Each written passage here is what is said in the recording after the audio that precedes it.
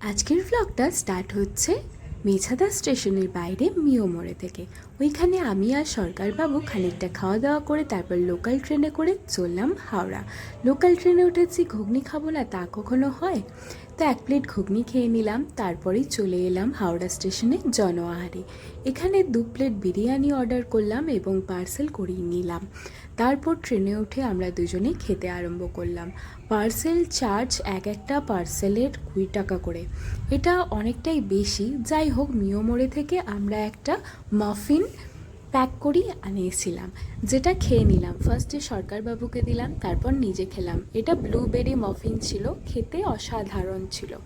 তারপরে হেডফোন এইভাবে আমরা লাগিয়েছি কানে, কারণ ইয়ারবাডসটা খারাপ হয়ে গেছিলো একটা সরকারবাবু, তাই আমার হেডফোনটা মানে নেক ব্যান্ডটা এইভাবে দুজনে মিলে ইউজ করলাম। তারপরে কিনে নিলাম নেমে 1 বোতল জল। আমি নিশা, আজ তবে বিদায় নিলাম। দেখা হচ্ছে অন্য ভিডিওতে।